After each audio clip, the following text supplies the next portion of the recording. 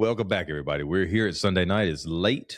We've got a pretty full house. Daniel decided to make another comeback, so go ahead and introduce yourself. Daniel Ray. He's back. Right across the table, we have Kurt Penix. Dylan Gazaway. The artist formerly known as Chris Miller. Wait, do you mean he's still not here, Poppy? Last I heard, he was at Parchman. They picked him up, huh? I think so. That's what I heard. Buster Nason, Better known as Pretty Poppy. the one and only. I And feel you like know- he had a pretty big routine planned before you caught him off guard. Yeah. And do you know, while we had a eating at the church today, somebody come up to me and shook my hand. So I just want to shake Pretty Poppy's hand, and then she give me a hug too, a handshake and a hug. Are you saying that that's something that we should aspire to or something to avoid? Well, she actually said, I have not missed an episode, and I thoroughly enjoy y'all. Oh, we should be paying her. Those are two statements that don't go together. we instead of her like subscribing or paying us money, we should be paying her money. And she's got a right mind too. So that was the stunning That thing. is now debatable. If she listens to every episode we do, that is debatable. Because that's what I told her. I said I was listening to this the other day, and I just had to cut it off. I couldn't take no more. Wow. I went back later on, but So tell us who it was that you listened to that bothered you the most. Who at the table did you not like listening to? well, I can't say Chris because he ain't been here in 6-8 months. I almost forgot what he looked like. Maybe we ought to phone him in and see what's happening. Well, I would like to, but I believe he's in a spot where he has no cell service. Well, if he's in Parchman, you only have limited. You got certain Yeah. hours you call and how many Yeah. minutes you got. Can you do a collect call on Skype or on Zoom? I don't think it's cool. I don't think it's collected. Roman charges? Well, Poppy, what's been going on When? Well, since last week? since last week, a lot of stuff. Had to go back to work. Ooh, Yeah, terrible. I think Yeah. everybody went back to work, didn't they? I had to go back to work. Yeah, I did Yeah. too. I never left. Daniel didn't go back to work. He goes back tomorrow, No, right? I went back. Are you sure? I'm positive. Oh, okay. Daniel has his own. You and Poppy are the ones now with your own personal cameras. How's that feel? I'm not sure yet. That is a mega podium you have in front of the camera, though. Got it like I like it. What else was going on, Poppy, besides going back to work? Well, I got here this morning about 7:00. Cooked a fine breakfast. Brotherhood breakfast. Y'all notice I put sausage in there this go round. I did. Did Brotherhood breakfast and had an okay speaker. This guy. Yeah, I mean, I'll give you that. He was decent. Yeah, spoke at Brotherhood. So far, I got a man who hadn't told me no, and y'all need to come to the next Brotherhood. Oh, yeah? Well, I got also a want man. to say, at least you gave the next guy more heads up. He talked to me, yesterday, and was like, hey, I don't have anybody speak at Brotherhood. You got it? I was like, sure. I I mean, mean, that's a day in advance. that's plenty of time. Yeah, but yesterday was also busy. A little. We started off basketball season yesterday, so it was also busy. Mm-hmm. And then we eat after lunch and had a couple meetings. You ate after lunch? We ate after church. Oh. I did eat after lunch. I eat again later on about 4:30. And I have been at the church. It is now 8:18 p.m. and I've been here since 7 a.m. this morning. And we still got a little bit to go. Do you feel closer to God being here that long? Well, I know at any time God's going to put me in a trance, and then we'll get close. I think you almost went into that trance. Kurt, didn't he almost go into that trance? There was one one of those- point today One of those meetings where where I was up in the crow's nest, and as I scanned out across the church, I seen him. Just his hands kept getting a little closer to his face. And as a seasoned teacher, I know when your hands start getting close to your face, you finna go to sleep. That was the plan. Did you stay awake, Poppy? Maybe. Yes, I did. To his knowledge, he stayed awake. I did stay awake.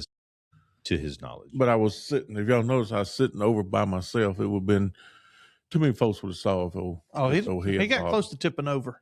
Do you know how funny that'd be if we were having that meeting and all of a sudden Poppy falls out on the floor because he fell asleep and lost it in the pew?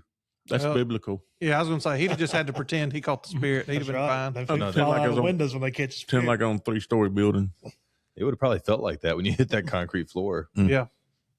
Yeah, we did get basketball season going. We had a good run of games yesterday. A big turnout, too. Did have a big turnout. Shout out to everybody. If you're ever bored, just stop by.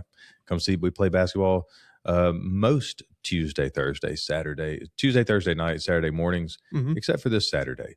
Taking this weekend off so Daniel can get his last bit of deer hunting in. That's right. This Saturday, last Saturday deer hunt season for 21st. dogs. Oh, well, it's the last weekend for the dogs. Allegedly, Daniel only hunts legally, so we're going to stick to that. Yeah. As long as I don't say nothing good enough to sheep when I ain't supposed to. allegedly only hunts legally. Allegedly, he stops hunting when season's over. Oh. Correct. So that way I can say it without somebody being like, hey, you told a fib. I don't know if I did or not. Daniel, It's on Daniel to do the right thing. And he's not talking. As the show's lawyer, I approve. Kurt, you been doing any deer hunting? I have not. I've been doing some deer feeding. I've seen some pictures of these deer that you're feeding. Yeah. You plan on shooting any, or you're just going to leave them be? I hadn't shot one yet. This is year 4 I've been at the house. Harvest. We don't shoot deer. We harvest deer. That's true. I have not harvested one yet. I've just been feeding them for a while. We should. You eat deer meat though, right? Yeah. Even though they swim? Well, they don't. No, you have to live in water. You have to live in the That water? has to be your habitat for me not to eat it. You can swim, you just can't live in the water. Yeah. I mean, I can swim, but I don't live in the ocean. What if it just lives in a freshwater pond like a crappie?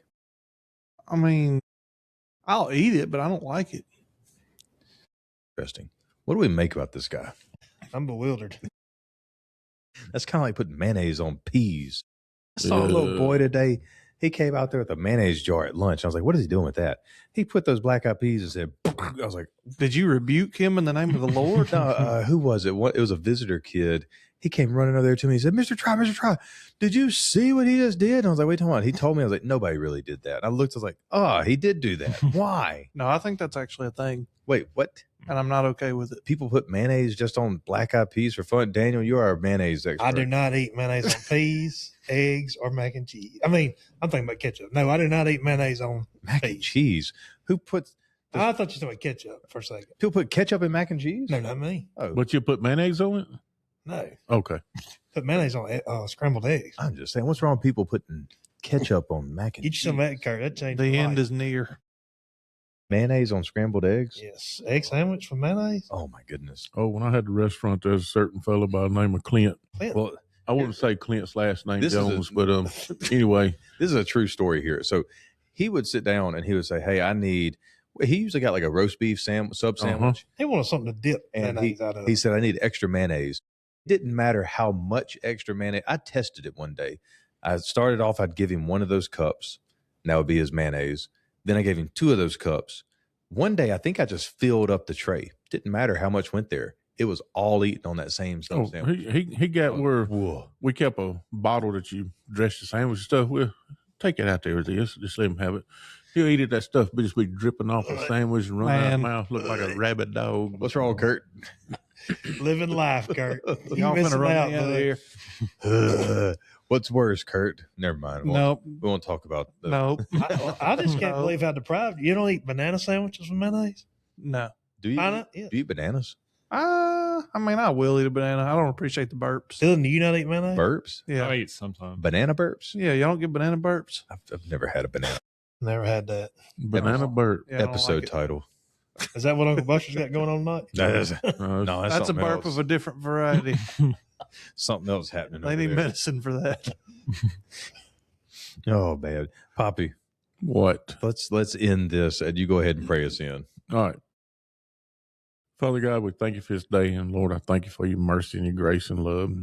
Father, I just thank you for being so good to us. I thank you that you give us the opportunity to worship you and to cherish you and adore you. Lord, I thank you because you give us the opportunity to approach your throne and bring our desires and our concerns and our petitions to you. Lord, I pray you be with us now as we look into your word to speak to us. Lord, I pray you give us the wisdom and the knowledge to take that word and apply it to our lives, and the courage to carry it with us and let it out to this world that needs to know about the saving power of Jesus. And in his name we do pray. Amen. Amen. All right, Poppy, what kind of summary you got for us today? We're on Genesis chapter 2. Oh, y'all not going to believe what I've done. When I started preparing for this, I turned to Exodus chapter 2. I started reading. We totally believe this.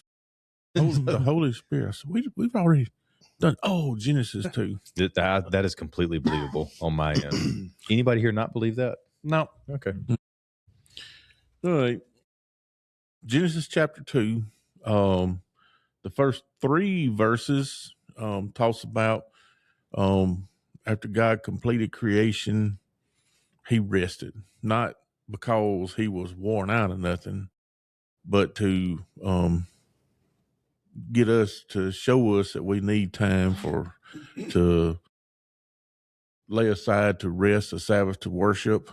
And he's just kind of establishing a pattern for us. And, Jesus touched on that a lot in the Gospels. On that note, why? Like, why do you think God went out of his way to rest? Well, because if you don't, back when I was a young man and I could work a whole lot better than I could now, I would push myself sometimes. And after a couple of weeks, 7 days a week, you had to rest. It's just bad for your body. And, he wanted us to have a time where we can rest and reflect on him. The Sabbath was, he was made for us. Our bodies just need to rest. Well, and it's also a way of showing that the work is done. You quit doing work when it's done. And he'd finished creation. Everything about creation had been finished.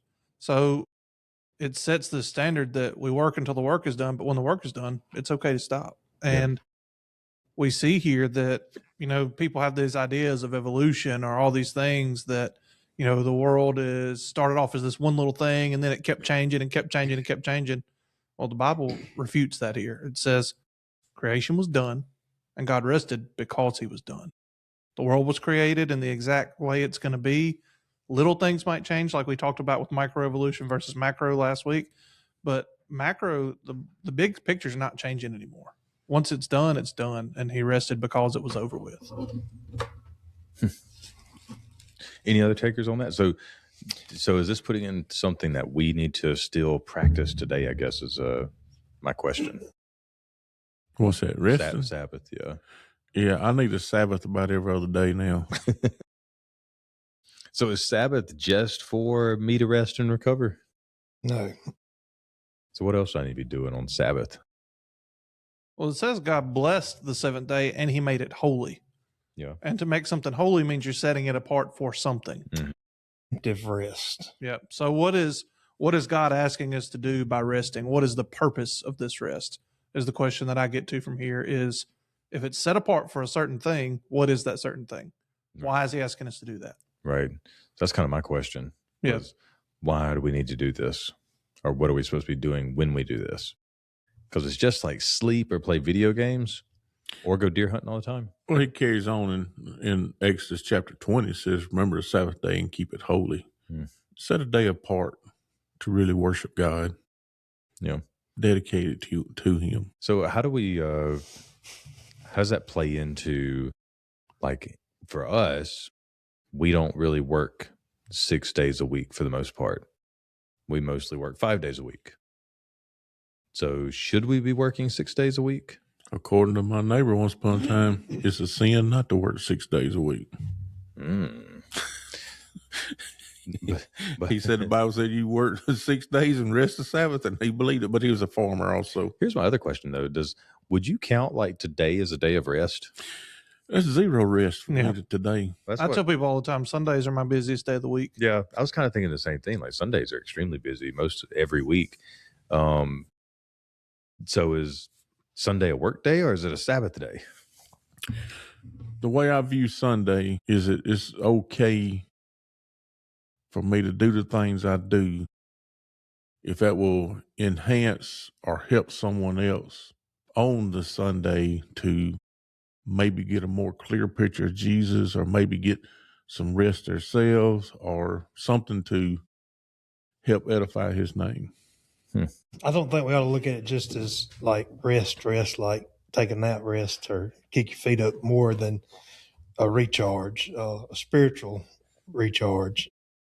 That, it's set apart as a day of worship, but that's when we should use that as, I guess, to rest in God. I attempt to make my Saturdays a day of rest, knowing that Sunday is more of a work day. Yeah. Attempt is a strong word here. Yeah. Attempt a strong word, because let's be honest, a lot of times our Saturdays get pretty full too. Yeah. Or at least mine do.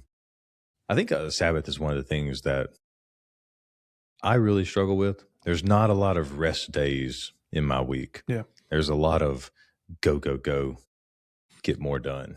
Now, when I was a teenager, preteen, all that, everything was a whole lot different. There's, go ahead. How so? Okay. I thought you were going to have something unwise to say. But anyway, everything in Sturgis was shut down on Sunday. Most everything in Starkville was shut down on Sunday. I remember when Walmart come to town and they was open 7 days a week. Oh no, this is the end of the world. A few of the restaurants would be open. And then when they started selling beer in Starkville, they could not sell it on Sunday. They still showed a little bit of reverence to Sunday. And nowadays, Sunday's just a regular day of the week, just like everything else, way most people view it now. So, in our days, it was a time where we go to church, we eat lunch, and then, because, we're talking 70s and early 80s. I went to disco. Not on Sunday. You rest on Sunday. I thought disco would count as rest. Yeah, well, I did it would. Oh. But we would go, and Sundays would be times we would go and visit people. Just, the whole family would load up, go see another family, hang out an hour or two, come home. Things have changed a whole lot since then. How you feel about that? Yeah. I still like going home, taking a nap in between church times, to be honest. So that's your favorite. Kurt, what's your favorite thing to do between church services, if you get to choose? Usually between church services, I try to watch a little bit of football and work on the podcast, because everybody in my house sleeps. From the end of lunch to the next church service, everybody else sleeps. It's nice. Man, you better enjoy that while it lasts, because that's not going to last. Dylan, what do you like to do between church services? I'm along the same lines as Kurt. Okay. Sit back and relax. Sometimes, most of the time, we're at a practice on Sunday between church. Gotcha. Was that you scoffing over? No, just practicing something. I remember going back to the old days. We had a preacher at Wake Forest one time. Used to on Sunday afternoons when I got 13, 14 years old, somewhere in that neighborhood, 4 area churches would come to Sturgis, and the women would fight. Yeah, we could always take them from our side. We would split up. The women would play softball. The men would play softball. Then we had a preacher come in and said, "No, playing softball on Sundays work. We can't do it no more." He must have couldn't hit. He was a bad sport too. So he wasn't picked. How you feel about that? Like, you think he was right about that, or you think that was a little bit on the legalistic side? I think it's a little bit on the legalistic side, but sometimes we would play ball so hard about half the folks wouldn't show up to church at night. So he might have had a little ulterior motive in there. May have. So he should have went to the ballpark and just kept preaching when everybody was playing, and he had a bigger crowd. No, he should have been the pitcher, and he preach between pitches. That way, everybody has to listen because he's the man with the ball. Now we're on to something. Good point. Now we're on to something. And you said something, Kurt, a minute ago that made me. I cannot remember who it was, but sometime last week at church service, people got called up to the front for something. Mm-hmm. I can't remember what it was for. Micah leaned over. He said, "What are they about to do?" I was like, "Oh, they're about to fight." He was like, "Yes!" he was like, we went from not being too excited about doing everything, but when I told him, I was like, "Oh, they're about to fight," he was like, "Yes." Well, James tonight probably went up to the front to do the business meeting because He'd been so excited because church was almost over. Oh, Well, then boy. Papa gets up with their business meeting. He said, "Why are we not done?" Because sitting still and being quiet is not in his interest. I don't think that is in any little boy's interest. Yeah. I had one tonight that was on the verge of getting taken out. I saw you looking at little Isaac like, yeah.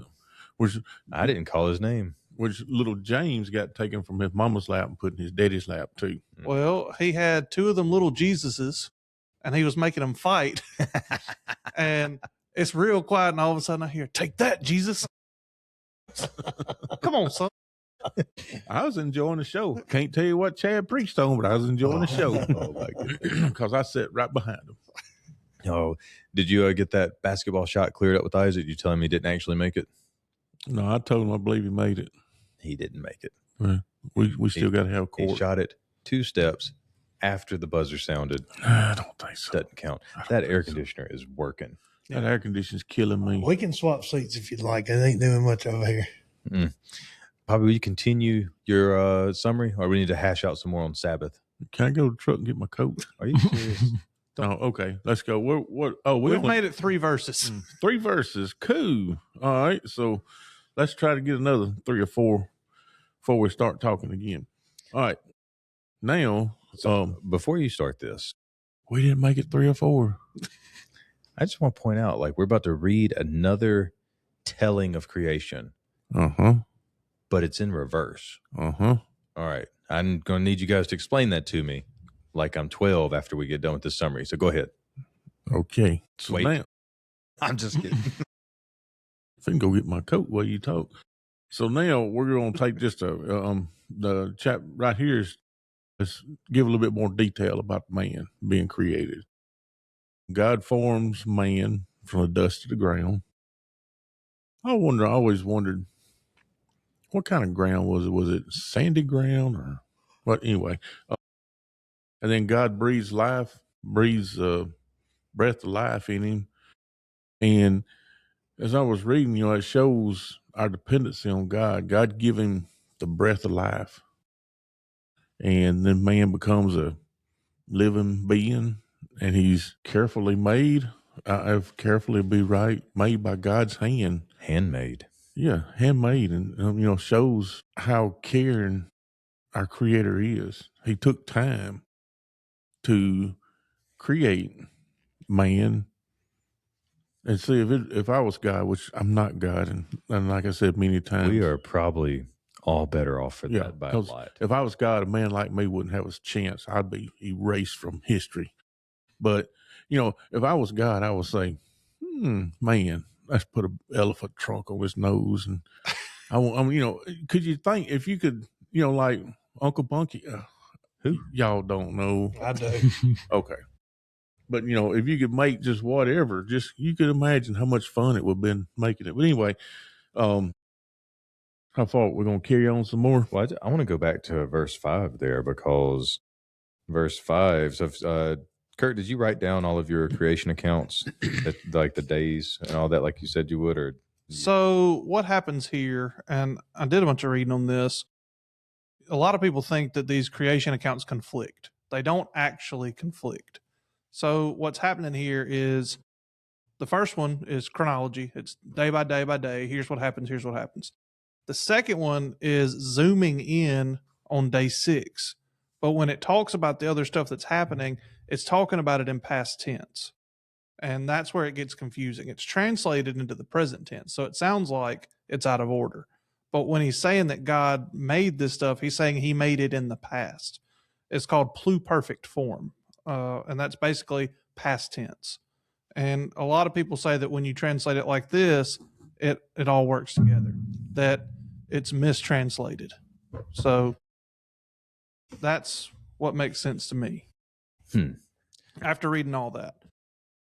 So the Hebrew here is where people get a little tripped up. Interesting. So it's not just saying something that God did, but so what about the order being different, though? Like when it says no bush of the field was yet in the land. Right. But it's talking about it in a tense. It's not saying it's hard to explain, but it's basically just how it's said is different. So like he's saying all this had been done. This had been done, but it comes out in the present tense in chapter 2. Interesting. Yeah, that's hard to understand. Yeah, it's very confusing. I don't think I understand it.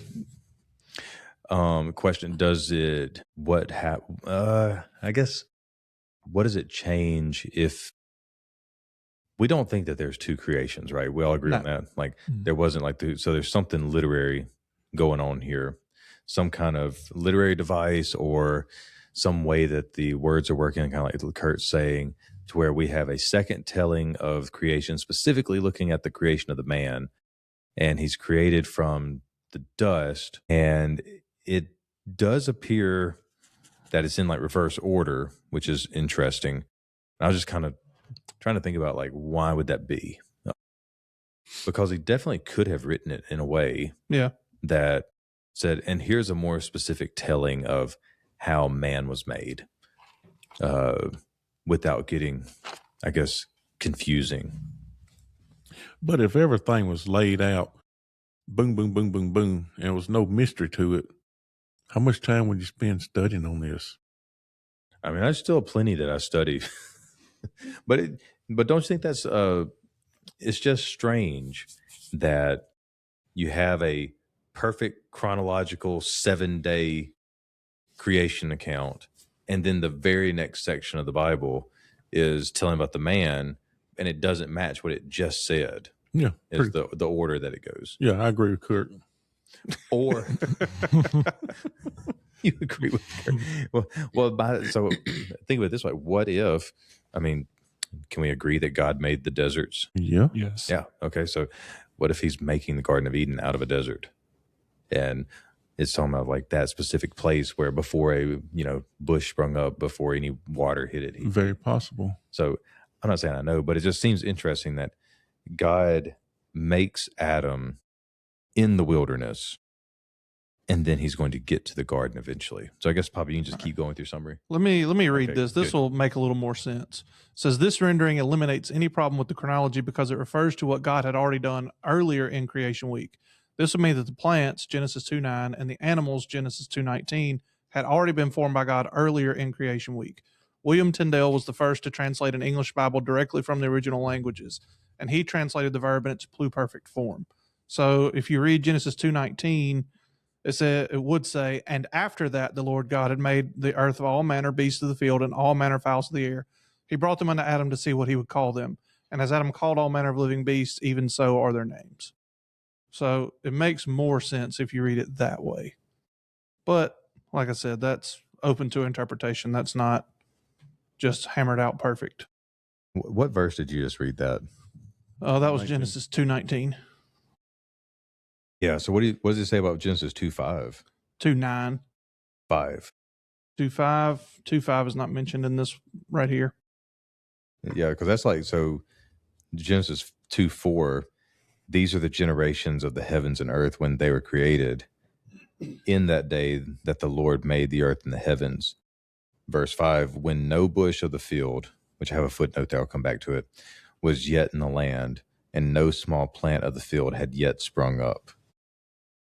So this is even before then. So my footnotes, find them. It says no bush of the field. It says or open country, and was yet in the land. It just says the earth. So nothing really helped me with that footnote. So I just thought, I mean, verse 5, it makes it seem like, hey, before there were plants, God started this process. But we know it's not the case because it was day 6 after the plants. Because plants were what, day 3 or 4? 3? Sounds right. 3. Interesting. What about verse 4? What do we notice there when it's referring to God? It's different for the first time. The Lord God. All right, it says there's a special reason for this change. In chapter 1, we're dealing with the God of making things, and he's presented under the name of Elohim, the creator. But when he appears on the scene here, God appears also as a different character. He now appears under the title of Jehovah, which is the covenant-making God, the God who keeps a promise. So you have these two different names, and they're working together here. So now you go from a God of creation to now the God that makes promises to men. Mm-hmm. And he's the same. So you get both names used here at the same time, which is cool to me. That now that humans are here, there's a different facet of God that you're going to get to see that you haven't seen before. So we're going to use both names to make sure you understand that it's the same God. Yeah. Good catch. Good catch. Yep. So whenever you come across from here forward the Lord spelled with all caps, that is Jehovah or Yahweh, depending on which pronunciation you go with. And yeah, Elohim that's just your generic, the way, Right. same thing as God for us. Like it could be capital G or lowercase g. Elohim is your generic name for God or gods. But it's cool that the name starts getting used when humans show up. Yep. So, Poppy, what are you thinking about him making a man out in the desert? I'm good with it. Good with it. That makes sense because, Eden, you look at it, Eden was made for man. Yeah. So it may have been nothing there. And God said, now I'm going to make you a special spot right here for man. And I never really thought about it before, but it's just kind of coming to me now. Like we did we'll use Kurt word, a macro level theme of creation in chapter 1. And now we're coming down to a micro level. But what if that's actually a zoomed in picture of, hey, this one particular area of the earth, not the whole earth, but this desert, this man that I'm going to make in this spot. And that on makes earth. sense. And then you have God who's going to create out of nothing, dirt, desert, not only man, also this whole garden. And it's kind of like a reestablishing of, yes, I'm still in control of this plot of land. I don't know. I'm sure there's smarter people. If you want to listen to smarter people, go find them. They're not here. They're not at this table. we are not here. Probably continue that I summary. had a thought about Oh, Dylan's got it. the mist that went up from the earth. So do you think that eventually it rained for the first time when the flood happened? So do you think that the weather was perfect up until then? Yes. And so Up until the flood. yeah, in a roundabout way, sin brought rain and the storms we have and stuff. Yeah. So. I also read a little bit about that mist, that it could have also been translated as brooks or basically creeks or ground swells of water. That it might not have been like a misting, that it could have been just surface area water that came up each morning. I kind of lean that way because of what we're going to see about the Garden of Eden in a minute. I don't know. How long do you think it was before they had their first like violent weather event? Do you think they had windstorms or anything like that before the ark? Well, but spoiler alert, they're going to be naked, but not cold. Yeah. The weather has to be perfect. I'm talking after they sin. So like after they sin, when's the first time we start getting like windstorms or something like that? Next day. Well, they don't get any rain. All right, Poppy, summary, sir. Speaking of water, Oh boy. me and Tri was spying on your youngest today Oh, that was at hilarious. the water fountain. He was struggling. He probably put his whole head in there, knowing him. Well, he had the water coming out and hitting him right about here. Yeah. And it was going over his top lip. he was just a drinking away and getting nothing. Oh yeah, he came out and his shirt was soaked. we were sitting there looking. I was like, poor boy's going to thirst to death. He was out there for a while. I knew he'd gone too long. Something dumb was happening. Any which way, God plants a garden in Eden, and he places Adam there. Adam is to work and keep the garden. So it tells us right there that we're to work. We are to be busy, not to just do nothing. And that's before sin. So work is not a punishment from sin. It was enjoyment. Yeah, work is something that we were programmed and designed to do. Well, we're meant to work. Yeah. Well, we're supposed to find part of our purpose in work. We just lose the correct purpose when we fall. Yeah, we have jobs in heaven. I always wondered what my job would be in heaven. Sanitary. What? Nothing. Supervisor, is that what you said? Sure. Okay. Anyway, okay. And then God provides abundance of plants and vegetables and stuff. And I don't know about vegetables, but plants. It includes the tree of life. And the other tree. And the tree of the knowledge of good and evil. I think a lot of times we get those mixed up because we kind of have a tendency to think of them as the same tree. Right. And there are two trees in the garden. Spoiler alert, that's going to be important. Yeah, it's gonna be a part of the story. And Adam has that one rule: don't eat from the tree of the knowledge of good and evil, or it's going to be bad. He tells him, like, you will surely die. Yep.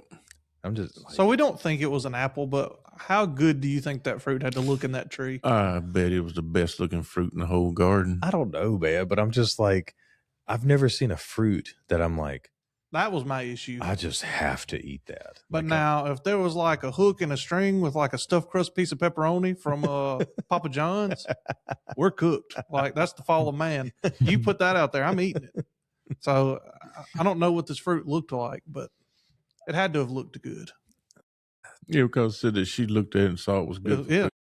But then again, if it's the ugliest piece of fruit hanging in the garden with one rule, don't eat it, I'm going to probably walk by and look at it and say, what is I'm not supposed to be eating on that? Like, it's so ugly. I bet it tastes so good. Yeah. well, it'd see, like, I probably would have found myself obeying the rule, but not for the right reasons. Like, probably not because I love God so much, because I'd be like, I'm too scared to eat it. Something bad will happen to me. But my question is, did Adam know what die or death was at this point? I had that question too when I was reading. Like, they haven't experienced death. They've never heard of what it is. Did they know what the punishment was? Kurt, look up what that word means. All right. When we're But talking. they didn't experience. They experienced spiritual death. Yeah, that's what kind of you what. know?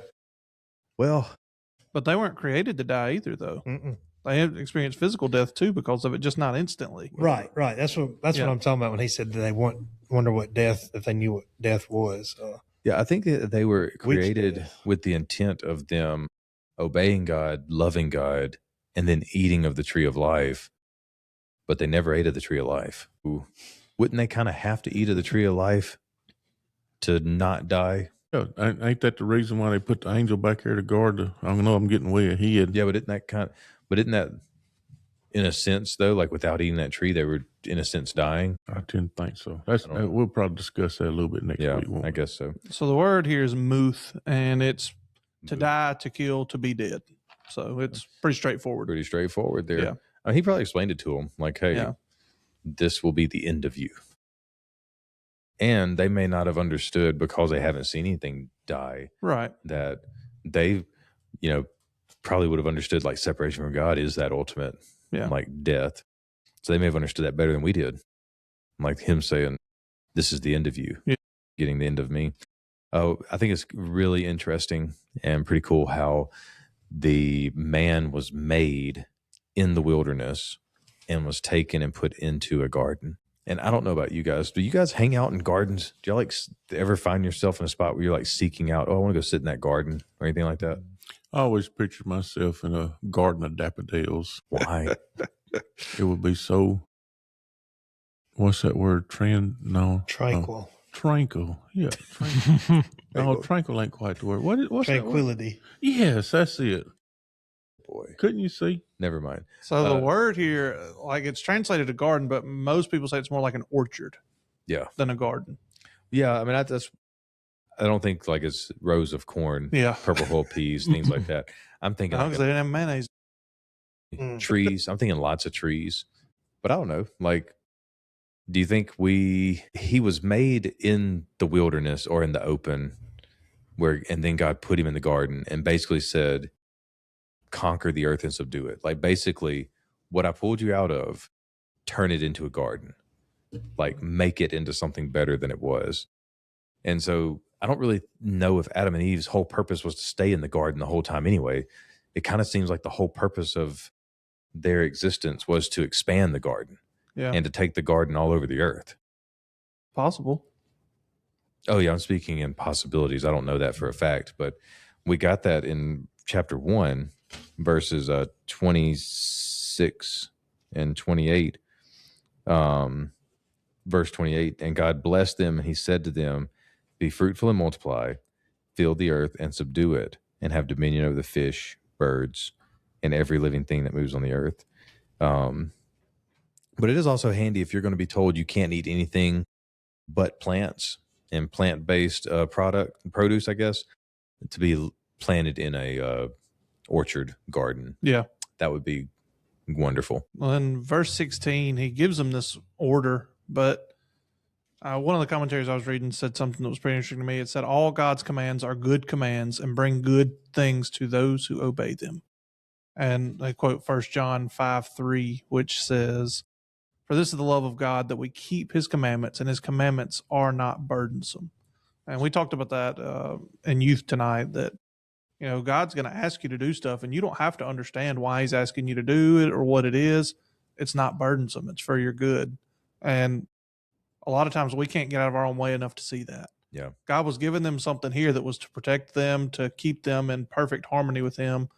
And no, he didn't explain every step of it, but that's the point of loving God enough to trust that he's asking us only to do things that we really need to do. And I thought that was a good point that was made. Yeah, I think somebody did a sermon on that verse recently. Who was that guy? This is a further proof that you can do whatever you need to in a sermon and say whatever you think and think people are listening. 2 weeks later, gone.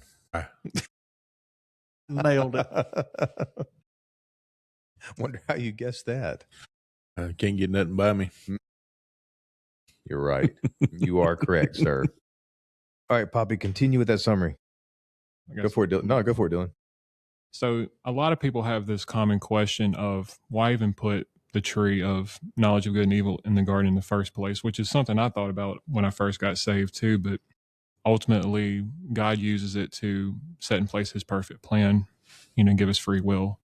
And I guess how do we explain that to people better? That's a great question. That is a good question. So how do we explain why God put the tree there at all? Yeah. Why would he give an option to mess up our relationship, Adam and Eve's relationship with him? Why not just put the tree of life and let that be it? Yeah. I kind of think you have to. I mean, I guess God doesn't have to do anything, but if he's going to say he's giving us free will to choose him, there has to be an option to not choose him. And for us, we're now born into it, and we have to have the free will to follow the prompting of the Holy Spirit to go to him. But Adam and Eve, they were born without that sin nature with God. And so they had this one thing in their life that was stay away from that, and you will live. That one tree, if you stay away from it, you will live. Whereas we're told, if you go to the tree or the cross, you'll live. That's our one chance that we have there. So it's kind of like a parallel picture of we have one shot and one shot only to get back to God. And it's through the tree the cross that Jesus died on. Adam and Eve, they only had one way that they could get away from God, and it was through a tree as well. I don't know. Anybody better you explain it to somebody? Well, I just think from the perspective of a parent, do I want my sons to be robots that don't know why they make good choices? Or would I rather them understand what they're choosing and then choose right? And obviously it's the second one, right? But if I don't give them opportunities to make the wrong decision, I'll never know. Now, obviously they're not old enough to do that yet. So if you just make the decisions for them. Right. If I never let them decide until they leave my house, well, then how am I ever going to know if they're going to decide right? But that's tough. Yep. What were you about to say, Poppy? Well, God wants us to be dependent on him. Dependent on him, to admire his attributes, if that's the right word. But, let's do a what if scenario. What if when Adam and Eve was in the garden and the serpent appeared to them and tried to tempt them, and they said, well, let us talk to God about this first. Would have been a different outcome. Most likely, yes. They didn't consider, let me talk to God about this, because remember, God come down and see him every day. Well, and also consider, let's talk to the God who gave us everything, who told us not to eat, rather than this random animal that shows up talking here snake, talking to us, talking serpent. Which makes me wonder. I guess we can say it for the next week too. Was that a normal thing? Like animals rolling up and talking to Adam and Eve? Is that something that was, because I would have freaked out. Yeah, I would have been gone. I wouldn't have a snake that's talking to me. Whereas Eve's like, I'm just going to talk to this thing. So is that normal? Would an animal talking to you make you more or less likely to eat what they were giving you? For me, it would make me less likely. Man, I don't know. But what? Like if a dog just came up to you and was like, "Hey, man, you got to try this." Like, I'm thinking about it. Have you seen all the things that dogs have eaten and the things they lick? More Well, than once. But what if they know something I don't? That's a valid point. Yeah. But No, that's not. also, if an animal come up talking to me, I would probably not carry on a conversation unless it was a normal everyday thing. But they named them. Mm-hmm. But also, you think about too, God cast Satan down to earth. Also, so you pair that with the tree of knowledge of good and evil, and it was bound to happen He would have got somebody eventually. eventually. Oh, yeah. Yeah. But the difference is, if you don't get the first one, then there's a line that's untainted. You have to get the first one, because if you don't, well, let's say it was Adam's grandchild was just that grandchild in his bloodline that's now tainted. It had to be the first two. Yeah. And so he got the first two. So, I had another thought. What were you saying though, Dylan, before I got off on that? If, I'm sorry. Here's my question. What happened first? Satan being cast to earth or Adam and Eve being made in the garden? Don't know. Any guesses? My guess is he was cast out of heaven before. May be wrong. Well, yeah, we're just making Yeah, it doesn't say. We're So not I told. mean, Because, the earth was out void, and, he's just But it was also perfect after God made it. after God made it. Or after God, well, it's perfect then, I guess, after God put together. Well, was it perfect when he first made it? Because it says in the beginning, God created the heavens and the earth.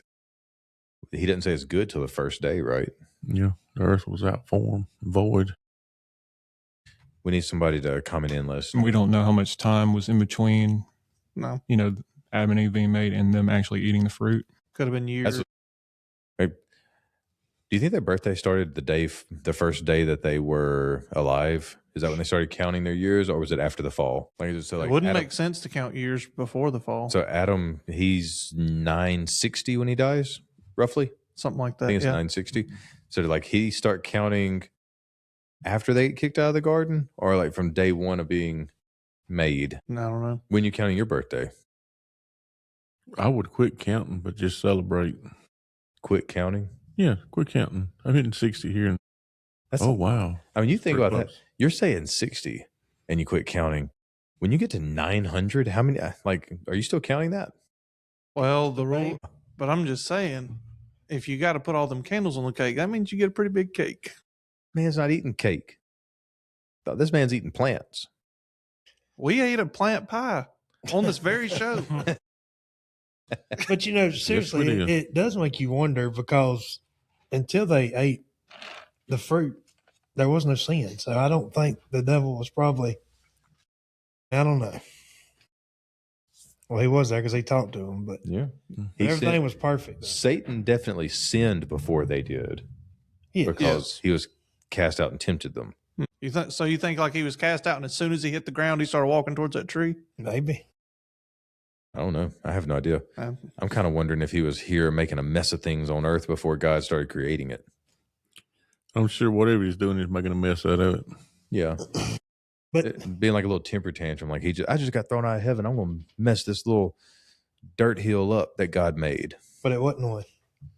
Well, it says in the beginning, God created the heavens and the earth. I understand. I'm just saying, though, there was no need. He had nothing to ruin before them. I don't think he cared. I think he just wanted to ruin stuff. Maybe. But yeah, but then like when God made something, he was like, oh, I can really get it now. Yeah. I can really hurt God. I'm just saying, animals had to be able to talk or something, because there's no way on earth that a snake slides up. Well, I guess it may not be sliding up. We'll get into that next week. yeah. But a snake shows up and starts talking to you, and you're like, this is completely normal. Let me not only listen to the snake and talk back to it, let's reason together and decide whether or not I should eat this. But he was saying smart stuff. Was he? Yeah. I just wonder if she was like, hey, have you eaten this stuff yet? Let me watch you eat it. Let's see what But also, Eve didn't directly get told the commandment. Yeah, he told Adam. So we don't know exactly what Eve knows at this point. Were you saying Adam told her like more or less of what God told him? Maybe. We don't know. He didn't sin though. Wouldn't it kind of be a sin if you withheld knowledge or the truth from somebody? That was very important. Like, hey, don't eat that. Like, if you eat that, it will ruin mankind forever. Like you told me 17 animals you named yesterday, and you didn't tell me this. Yeah.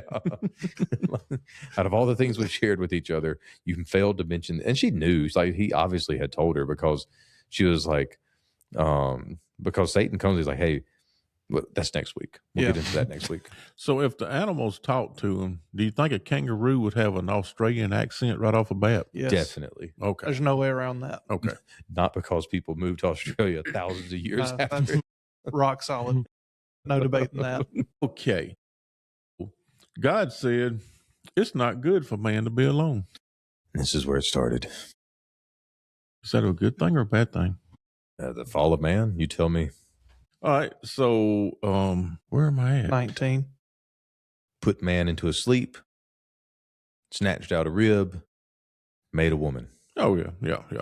That's it. Yeah. There we go. I see it now.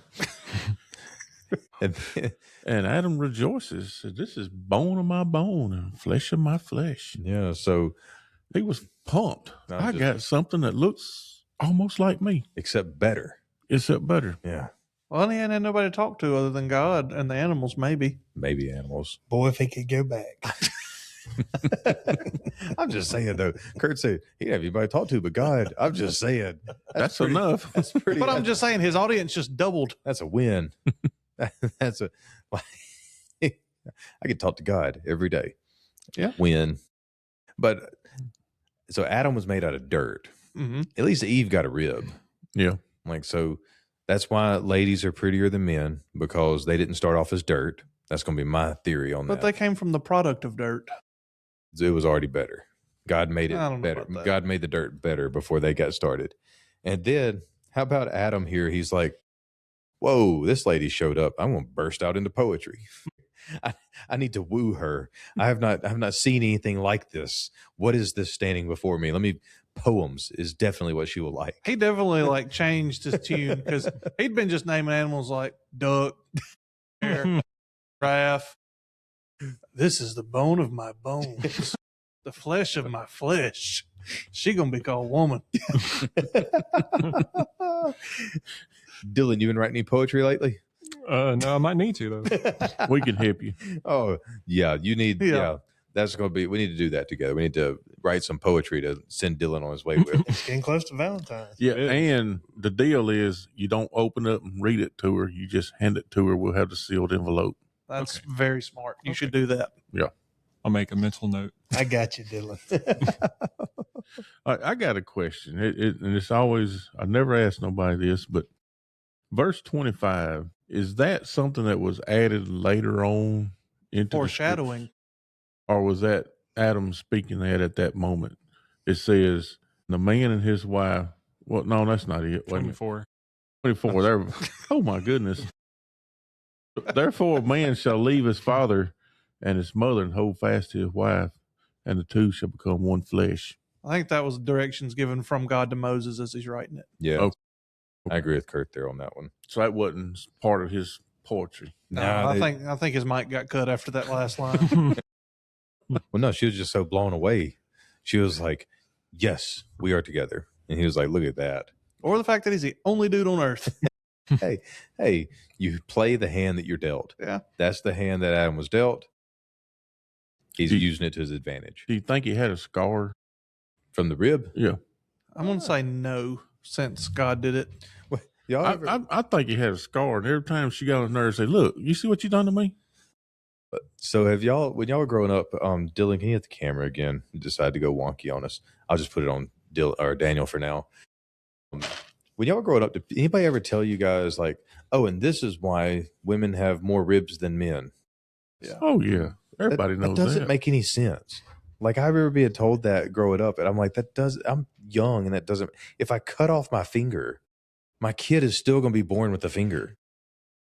It's not like, I don't get that. I don't understand. Where did that come from? How did that start? I don't know. All right. The devil. The devil did it. Yeah. Well, why don't we have an even amount of ribs if one was taken away? Because same thing. If you cut your finger off, your kids are still going to have a finger when they're born. If you Just have saying, surgery- if we have 24 ribs and he takes one, we ought to have 23. Adam did. from Adam. Yeah. and then I got what you're saying. yeah, but then when his kid's born, he's back at 24. Sure, Adam had It'd been a this. lot cooler if we had 23 though, Troy. I agree. But by that logic, we'd all be ground down to nothing by like the 9th generation. Oh, if you had to pull a rib every time? Well, no, if you lost everything that the previous ancestor before you lost. I bet you there would not be people that were nearly as excited about their families being warriors. Yeah. Be like, my family's warriors. I know. You're all born with one leg, one arm, and no eyes. Yeah. Like, That'd be pretty rough. Wow. your ancestor was a warrior. You guys are definitely not. Okay, we got anything we want to say about this before we wrap this chapter up? If we go down to verse 25, the very last verse. I thought Poppy wanted to hit that one too. So I did, but I didn't mean to. Oh. It says, and the man and his wife were both naked and were not ashamed. So obviously we're getting some foreshadowing here to what's going to happen in chapter 3. But I wanted to look at the idea of not being ashamed and what that actually means. If we look in Hebrews chapter 4, there's a theme here, and it starts in verse 9. It says, so then there remains a Sabbath rest for the people of God. So this chapter starts off in chapter 2 talking about the Sabbath and rest. So in Hebrews 4, we're going to pick that up. It says in verse 10, for whoever has entered God's rest has also rested from his works as God did from his. Let us therefore strive to enter that rest so that no one may fall by the same sort of disobedience. For the word of God is living and active, sharper than any two-edged sword, piercing to the division of soul and spirit, of joints and marrow, and discerning the thoughts and intentions of the heart. And no creature is hidden from his sight, but all are naked and exposed to the eyes of him who we must give account. Then we go on in verse 14. It says, since then we have a great high priest who has passed through the heavens, Jesus, the Son of God, let us hold fast our confession. We do not have a high priest who is unable to sympathize with our weakness, but one who has in every respect been tempted as we are, yet without sin. And verse 16 gets to it here. Let us then with confidence draw near to the throne of grace, that we may receive mercy and find grace to help in time of need. So we're supposed to go to the throne with confidence. So Adam and Eve here, everything's perfect. They can go to God with confidence. They have no fears that they're naked because they don't know. There's no sin there. There's no separation. Well, they have nothing to hide. They have nothing to hide. Everything's perfect. It's kind of like how you said last week, if we all had to be naked, it'd be salad season. Yeah. We wear clothes to cover up our imperfections. Yeah. Part of the reason. Y'all have imperfections? Wow. But some of us do, turns out, Poppy. Oh, wow. But the author of Hebrews here is saying, hey, we have this restored relationship. We can now go back to the throne with confidence because the work that needed to be done has been done. And so we get this idea of Sabbath rest because the work that saves us wasn't ours to do anyway, but that work has been done. The work is complete. And so we can find this rest that had been taken away from us by sin and all this shame that was added to us by sin. We don't have to deal with that. We get to choose that now. And so we can approach this great God, even in our nakedness, and it's okay. And just what an awesome picture that is and how that ties into everything from Genesis 2 all the way back there. So there's nothing left that we need to cover up. We don't have to approach him and worry about being exposed because whatever we have to expose, whatever imperfection, impurity, sin in our life, he's already covered and atoned for. It's been paid for. Paid in full. Work's done. You can rest. Daniel, pray us out of here. Dear Father, thank you for your word, dear God. We thank you for the love and grace you show us each and every day, dear God. We thank you for the blessings that you pour upon us each and every day, dear God, and especially today, Lord. We just pray that you would watch over us and protect us, dear God. Pray that we just take your word and take it out into the world and share it with others, dear God. And I ask this in your precious name, Jesus Christ. Amen. Amen. Penguin.